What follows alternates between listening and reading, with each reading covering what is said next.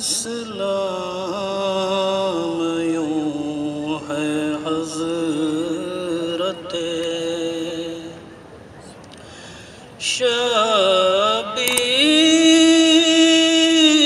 شبیر کے بغیر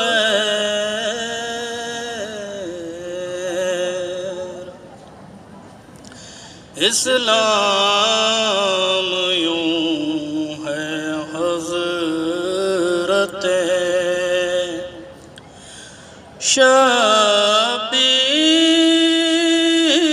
شبیر کے بغیر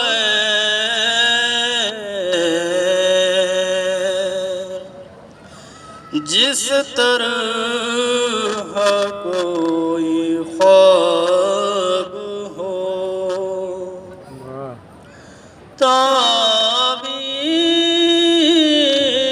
تعبیر کے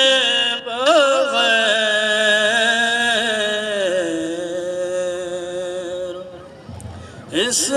اسلام یوں ہے حضرت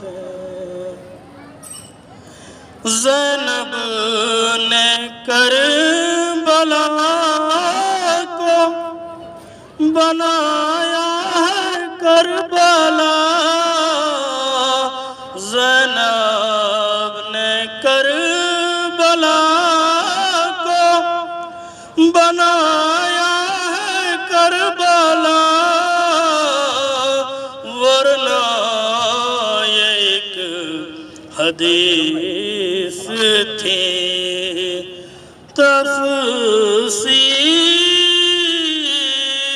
تفسیر کے بغیر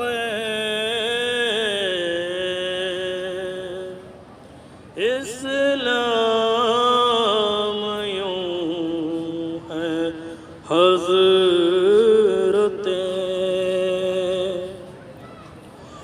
کر کے عمل دکھایا صغیر نے کر کے عمل جہاں کو دکھایا صغیر نے کر کے عمل جہاں کو دکھایا صغیر کس طرح جنگ ہوتی ہے شمشیر کے بغیر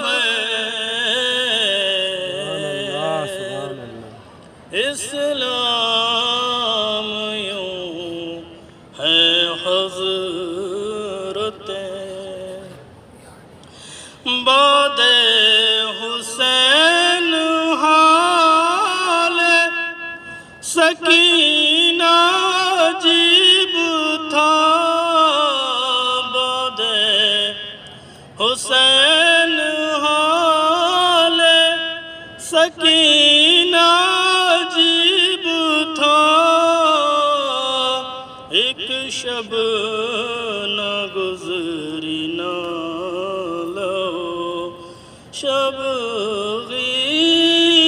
شبیر کے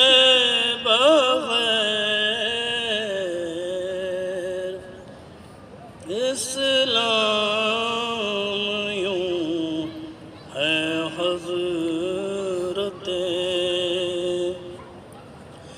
زینب کے ساتھ ساتھ چلا سر حسین کا زینب کے ساتھ ساتھ چلا سر حسین کا بھائی نہ رہ سکا کہیں ہم شیر کے بغیر اسلام یوں ہے حضرت عابد میں خود کشی کو بھی جائز قرار دوں، عابد میں خود کشی کو بھی جائز قرار دوں، جینا پڑے جو ماتم شبیر کے بغیر، اسلام یوں ہے حضرت شبیر کے بغیر۔ باواز بلند نعرہ الصلوات۔ اللہم صلی علی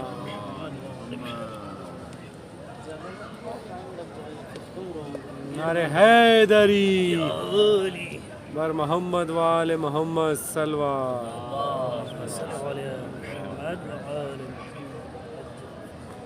رحم الله من قرأ الفاتحة. اللہم صلی علی بسم اللہ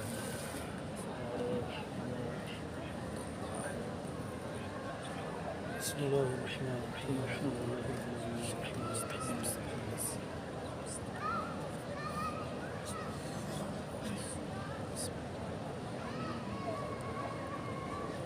أعوذ بالله من الشيطان الرجيم. بسم الله الرحمن الرحيم.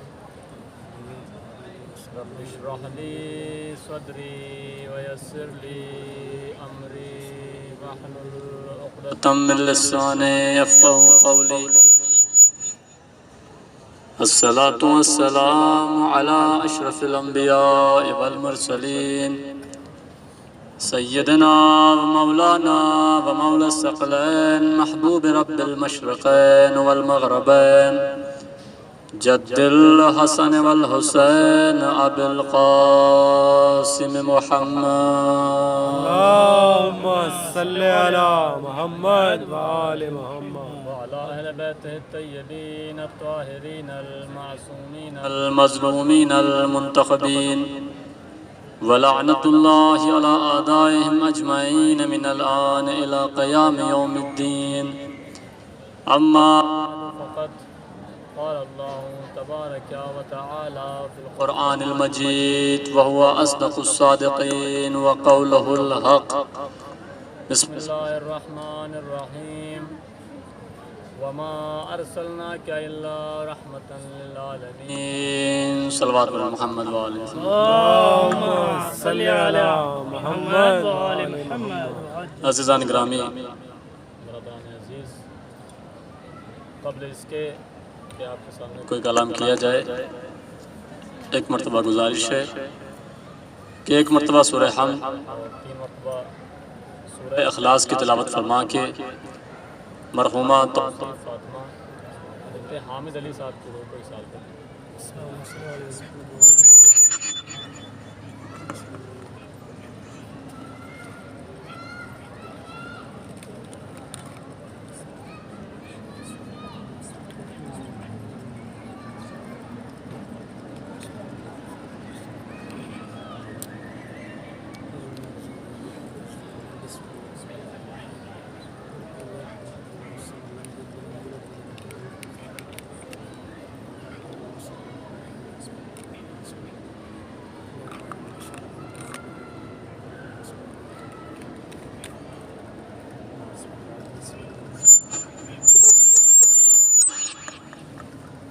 صلوات بر محمد و آل محمد پر.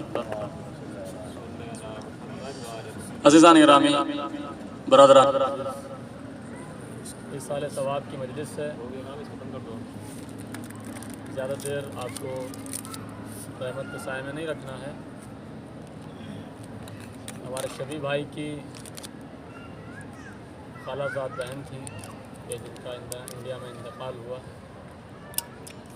اور ان کے سبون کے لیے، ان کے ایصال ثواب کے لیے ایک مجلس اربع کا انعقاد شریف بھائی نے یہاں پر کیا، تاکہ اس مجلس کے ذریعے سے ان تک اس مجلس سے ثواب پہنچایا جا سکے۔ اور جیسا کہ جو ایام چل رہے ہیں آپ بخوبی واقف ہیں، ابھی پرسوں ہم لوگوں نے محفل بھی کی تھی کہ ولادت رسول خدا صلی اللہ علیہ وآلہ وسلم کی ایک صلوات پڑھیں محمد وآل محمد پر۔ مجھے پتہ ہے آپ سب حضرات تھکے ہوئے ہیں، مجھے آپ کا اچھے سے خیال ہے، بس زیادہ نہیں 15 سے 20 منٹ آپ کو رحمت کے سائے میں رکھنا ہے۔ ایک اور صلوات پڑھیں محمد وآل محمد پر۔ رسول خدا کی ولادت کے ایام چل رہے ہیں، آج 19 ربیع الاول ہے، 2 دن پہلے جو ابھی 17 ربیع الاول گزری ہے، دو معصوموں کی ولادت کا دن تھا، جیسا کہ ہم نے محفل بھی قائم کی تھی۔ خداوند متعال اپنی پاک و پاکیزہ کتاب قرآن مجید میں ارشاد فرما رہا ہے کہ وما ارسلناک الا رحمۃ للعالمین۔ یہ خطاب خدا اپنے رسول، اپنے چہیتے، اپنے آخری نبی، اپنے حبیب سے خدا یہ عرض کر رہا ہے کہ اے رسول، ہم نے تمہیں عالمین کے لیے رحمت بنا کے بھیجا ہے۔ آپ دیکھیں، اگر آپ جائزہ لیں گے، اگر آپ غور و فکر کریں گے تو آپ کی سمجھ میں آئے گا کہ عالمین کہتے کسے ہیں۔ عالمین صرف دنیا کو نہیں کہتے، عالمین اس دنیا کو نہیں کہتے ہیں، بلکہ عالمین اس پورے جہان کو کہتے ہیں کہ جس کے اندر اللہ نے بہت ساری چیزیں خلق کی ہیں، اور ان بہت ساری چیزوں میں ایک چیز ہے دنیا۔ گویا پتہ یہ چلا کہ عالمین دنیا کا نام نہیں ہے، بلکہ عالمین کی ایک چیز کا نام ہے دنیا۔ دنیا کے علاوہ جتنی بھی چیزیں اللہ نے پیدا کی ہیں، دنیا ہے، چاند ہے، سورج ہے، ستارے ہیں، اس کے علاوہ بہت ساری چیزیں ہیں جو اللہ نے اس کائنات میں پیدا کی ہیں، جسے اللہ نے عالمین کا نام دیا ہے، اور اس تمام کی تمام عالمین کے لیے رحمت بنا کے بھیجا ہے ہمارے رسول کو۔ آپ ساری عالمین کو چھوڑ دیں، آپ صرف دنیا کو اٹھا کر کے دیکھیں، اللہ نے اس دنیا کے اندر کون کون سی چیزیں پیدا کی ہیں، کتنی بہترین بہترین چیزیں پیدا کی ہیں ہم انسانوں کے لیے، کہ یہ انسان ان تمام چیزوں سے استفادہ اٹھائے، یہ انسان ان تمام چیزوں سے لطف اندوز ہو۔ آپ دیکھیں، آسمان کا شامیانہ کس لیے تانا؟ اس لیے کہ انسان اس سے فائدہ اٹھائے۔ بھائی اللہ نے سورج کس لیے بنایا؟ اس لیے کہ انسان اس سے فائدہ اٹھائے۔ یہ چاند ستارے کس لیے بنائے؟ تاکہ انسان اس سے فائدہ اٹھائے۔ یہ پہاڑ کس لیے بنائے؟ اس کی بھی کوئی ریزن، اس کا بھی کوئی ریزن ہے، اس کا بھی کوئی سبب ہے۔ آپ دیکھیں یہ نہریں کیوں جاری کی اللہ نے؟ اس کا بھی کوئی سبب ہے تاکہ انسان اس سے فائدہ اٹھا سکے۔ یہ جانور کیوں پیدا کیے؟ اس سے بھی انسان فائدہ اٹھا سکے۔ گویا کہنے کا مقصد یہ ہے کہ اللہ نے اس دنیا کے اندر، اس عالمین کے اندر جو تمام کی تمام چیزیں پیدا کی ہیں، وہ انسان کے لیے رحمت ہے، اور جو اس کائنات کے لیے رحمت ہے اسے محمد مصطفیٰ کہا جاتا ہے۔ محمد وآل محمد۔ ایک اور صلوات پڑھے بر محمد وآل محمد۔ اللہم صلی علی محمد وآل محمد۔ گویا کہنے کا مقصد یہ ہے کہ اس دنیا کے اندر جو اللہ نے چیزیں پیدا کی ہیں، وہ اس انسان کے لیے رحمت بن کے آئی ہیں، انسان اس سے فائدہ اٹھا سکے۔ لیکن جو عالمین کے لیے رحمت بن کے آیا، دنیا کے لیے نہیں، جو عالمین کے لیے رحمت بن کے آیا ہے، اس کا نام ہے محمد مصطفیٰ، کہ جس کی ولادت کے ابھی 2 دن پہلے جس کی ولادت گزری ہے۔ اور خدا کو آپ جانتے ہیں خدا کو کیا کہا جاتا ہے؟ رحمان کہا جاتا ہے، خدا کو رحیم کہا جاتا ہے۔ اگر آپ کو خدا کے رحمان اور رحیم ہونے کو دیکھنا ہے نا، تو آپ خدا کے رحمان اور رحیم ہونے کا اسی طریقے سے دیکھ لیں کہ اس اللہ کی رحم کی اور آپ کیا مثال چاہتے ہیں کہ جس اللہ نے اپنے حبیب کو تمہارے درمیان بھیج دیا۔ بھائی رسول خدا کا لقب کیا ہے؟ کہ حبیب، یعنی اللہ کا دوست، حبیب اللہ۔ اب آپ دیکھیں، آپ دنیا میں جائزہ لیں، آپ انسان کی مثال میں آپ کے سامنے پیش کرتا ہوں کہ انسان جب کسی چیز کو پسند کرتا ہے، انسان جب کسی چیز سے محبت کرتا ہے، انسان جب کسی چیز کو پسند کرتا ہے، انسان وہ کیا چاہتا ہے؟ کہ وہ چیز انسان کے پاس رہے، کسی دوسرے کے پاس نہ جائے۔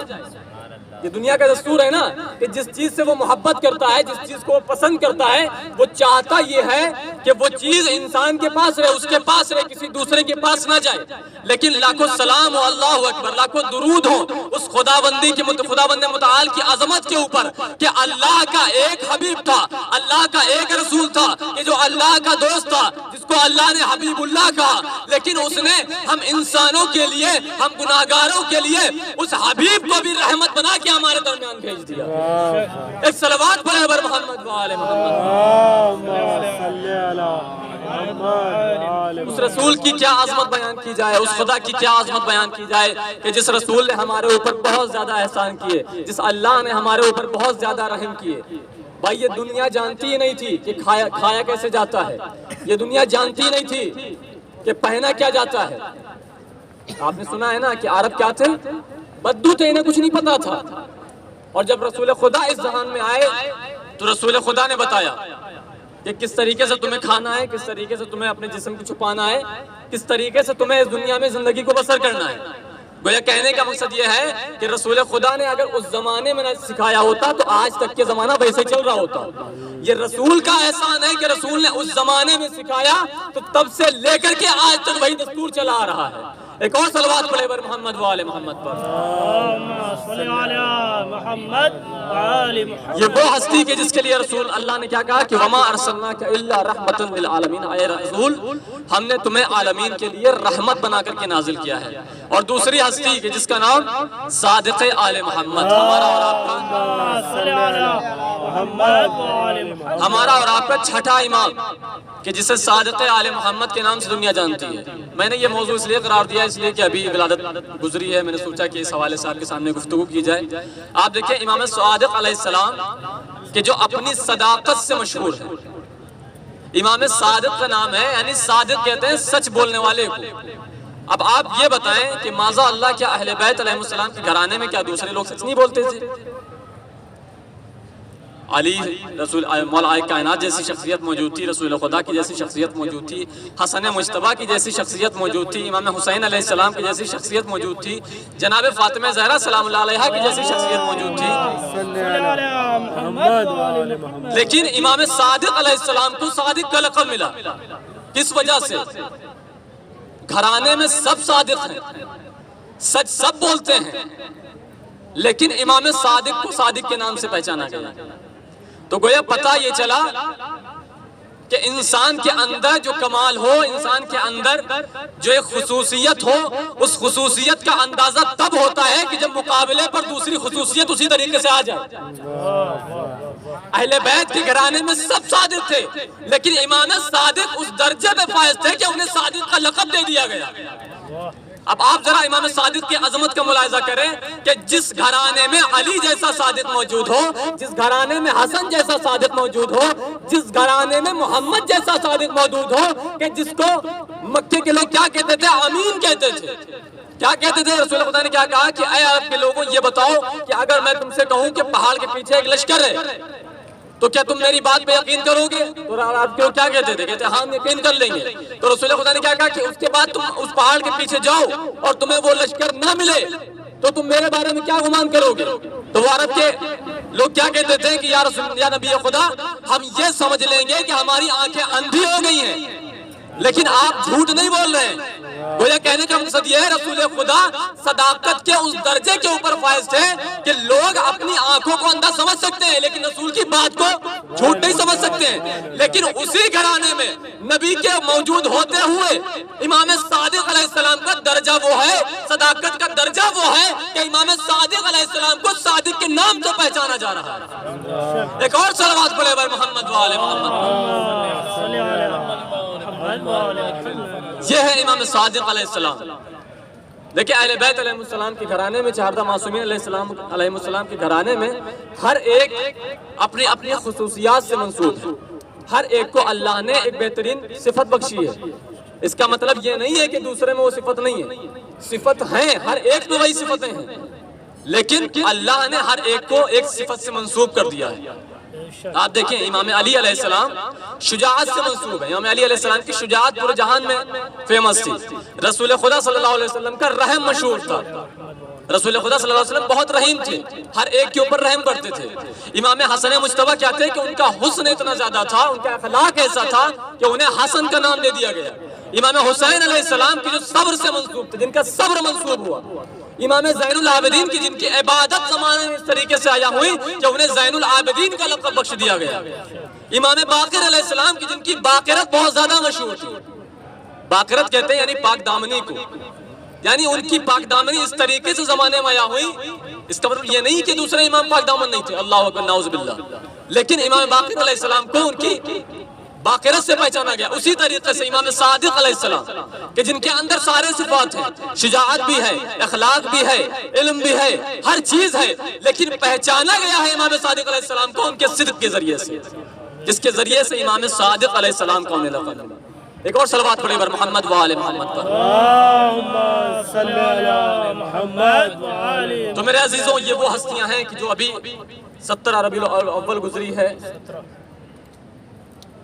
17 ربیع الاول کے دن ان دو معصوموں کی ولادت کا دن تھا، جن کی عظمت کا اندازہ ہم اور آپ نہیں لگا سکتے ہیں، اس لیے کہ یہ وہ ہستیاں ہیں کہ جن کی عظمت کے قصیدے زمین اور آسمان پڑھتے ہیں۔ اب آپ اسی سے اندازہ لگا لیں کہ جن ہستیوں کے عظمت کے قصیدے زمین اور آسمان پڑھ رہے ہوں، تو ہم جیسے خاکی کیا بساط رکھتے ہیں کہ ان کے فضائل کو بیان کر سکیں یا ان کی عظمت کو آپ کے سامنے بیان کر سکیں۔ لیکن بس یہ ہے کہ ان کی زندگی کے اوپر ہم ایک نظر کر سکتے ہیں کہ ان کی زندگی نے ہمیں درس کیا دیا ہے، ان کی زندگی سے ہمیں سبق کیا ملا ہے۔ آپ اگر رسول خدا کی زندگی کو اٹھا کے دیکھیں، مطالعہ کریں، یا امام رسول خدا کی جو واقعات گزرے ہیں ان کے زمانے کے، ان کو اٹھا کے دیکھیں کہ رسول خدا کس قدر رحیم تھے، کس قدر صبر کرنے والے تھے۔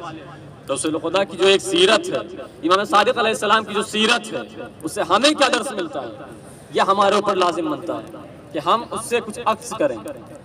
میں آپ کو بہت زیادہ رحمت کے سائے میں نہیں رکھنا چاہتا، بس بات کو مختصر کر رہا ہوں۔ ایک ایصال ثواب کی مجلس ہے، یہ ایصال ثواب کی جو مجلس ہم نے رکھی ہے، مرحومہ کے لیے کوئی تحفہ یہاں سے کسی اچھی صورت میں بن کے ان تک پہنچ جائے۔ اور میں نے ایک مجلس میں عرض بھی کیا تھا کہ مجلس ایک ایسا ذریعہ ہے، مجلس ایک ایسا وسیلہ ہے کہ جب انسان اس کے ذریعے سے ثواب بخشتا ہے تو وہ ثواب اس صورت میں پہنچتا ہے کہ جس چیز کو مرحوم کی ضرورت ہوتی ہے۔ میں آپ کے سامنے پیش کرتا چلوں، واقعہ ملتا ہے کہ ایک مرنے والا مر گیا، اور جب مر گیا تو اس کا برزخ کا سفر چالو ہو گیا۔ اور ہمارے یہاں ہندوستان پاکستان میں، یہاں بھی ہوتا ہوگا عراق میں، دوسرے دن سیوم منایا جاتا ہے، یعنی جسے تیجا کہتے ہیں۔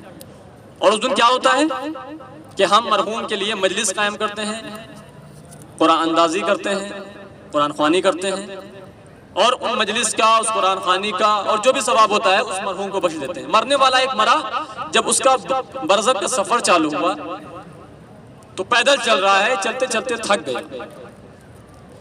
جب چلتے چلتے تھک گیا، ابھی دوسرا دن ہے، تیجے کا دن، کہ اتنے میں ایک فرشتہ آیا اور ایک بہترین سواری لے کر کے اس کے پاس حاضر ہوا۔ کہا کہ یہ سواری تمہارے لیے ہے، تم اس کے اوپر سوار ہو کر کے برزخ کا سفر طے کرو۔ اب اس نے، مرحوم نے جب سنا یہ سواری، میں تو بہت تھکا ہوا ہوں لیکن میں نے سواری کا کوئی انتظام نہیں کیا، نہ میں نے سواری کے لیے طلب کیا، یہ سواری کیسے میرے پاس آ گئی؟ تو اس نے ایک مرتبہ فرشتے کو روکا، کہا یہ بتا دے کہ یہ سواری آئی کہاں سے؟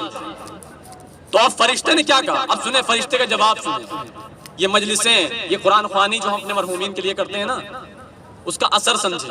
اس فرشتے نے جواب دیا کہ آج تمہارے گھر پہ تمہارے لیے تیجا قائم کیا گیا ہے، اور تیجے میں تمہارے لیے قرآن خوانی کی گئی ہے، تیجے میں تمہارے لیے مجلس قائم کی گئی ہے، اور مجلس میں جو ثواب جو اس سے عکس ہوا ہے، اس ثواب کے لیے تمہیں جو ضرورت تھی، اس ضرورت کی شکل میں اس ثواب کو تبدیل کر دیا گیا ہے، اور یہ سواری تمہارے لیے بھیجی گئی ہے۔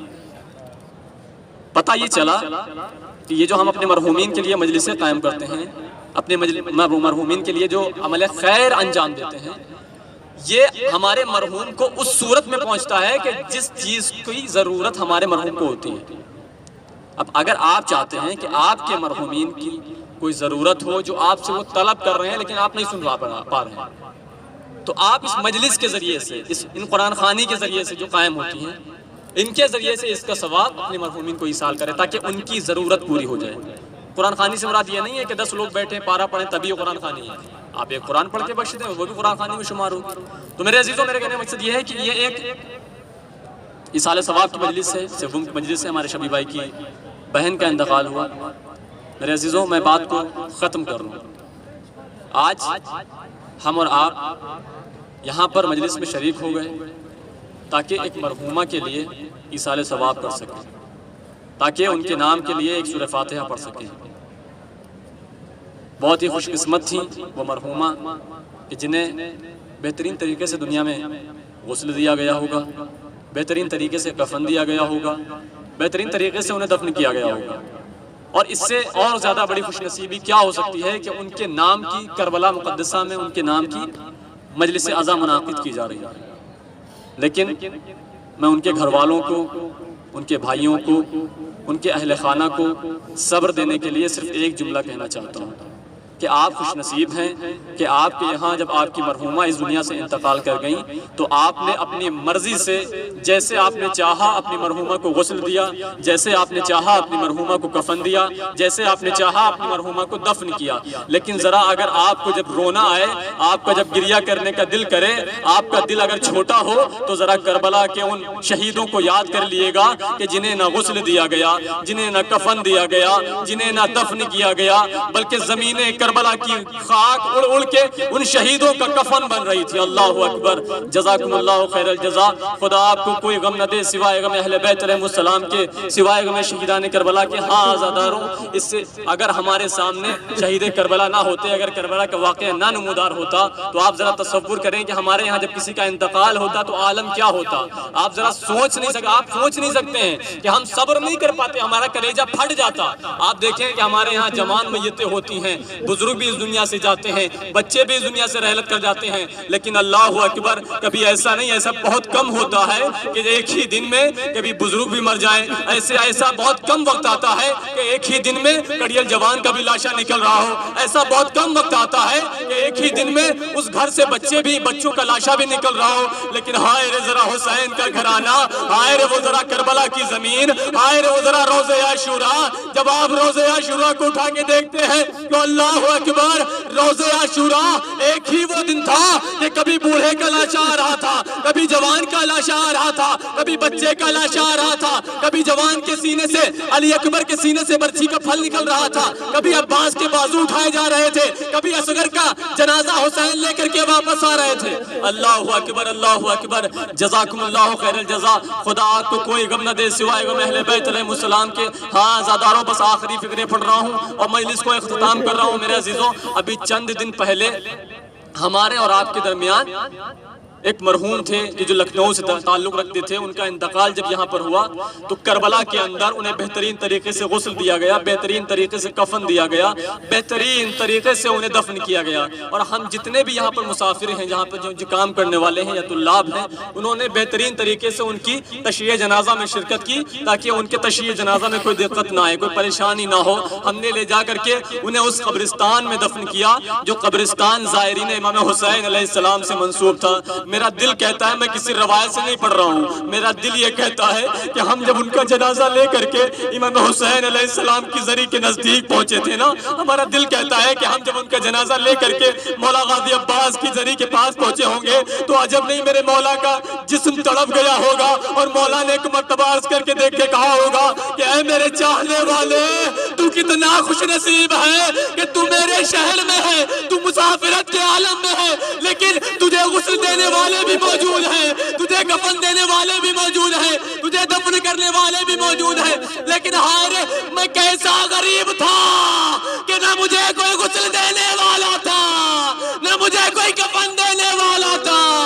زمین کربلا کی خاک اڑ اڑ کے میرا کفن بن رہی تھی۔ میرا بیٹا اتنا مجبور تھا کہ نہ مجھے کفن دے سکتا تھا، نہ مجھے دفن کر سکتا تھا۔ انا للہ و انا الیہ راجعون۔ سیعلم الذین ایمنوا رضم بقضائہ و تسلیم لامرہ۔ بار الہ ہماری اس مختصر سی عبادت کو قبول فرما۔ بار الہ جو پریشان حال ہیں ان کی پریشانیوں کو دور فرما۔ بار الہ جو مقروض ہیں ان کا قرض غیب سے ادا فرما۔ بار الہ جو بے روزگار ہیں انہیں روزی عطا فرما۔ بار الہ جو باروزگار ہیں انہیں برکت عطا فرما۔ بار الہ جن مرحومہ کے لیے مجلس قائم کی گئی ہے ان کے درجات بلند فرما۔ ان کے اہل خانہ کو صبر جمیل عطا فرما۔ ان کے برزخ کی منزلات کو آسان فرما۔ بار الہ دنیا میں شیان حیدر کرار جہاں جہاں آباد ہیں ان کی جان مال عزت آبرو کی حفاظت فرما۔ بار الہ دنیا ظلم و جور سے بھر چکی ہے، فرزند زہرا یوسف زہرا کا ظہور فرما اور ہمیں ان کے ناصروں میں شمار فرما۔ ربنا تقبل منا انکا انت السمیع العلیم۔ ایک مرتبہ پھر گزارش ہے کہ ایک مرتبہ سورہ حمد اور 3 مرتبہ سورہ اخلاص کی تلاوت فرما کر مرحومہ توصیف فاطمہ بنت حامد علی صاحب کی روح کو ایصال کر دیں۔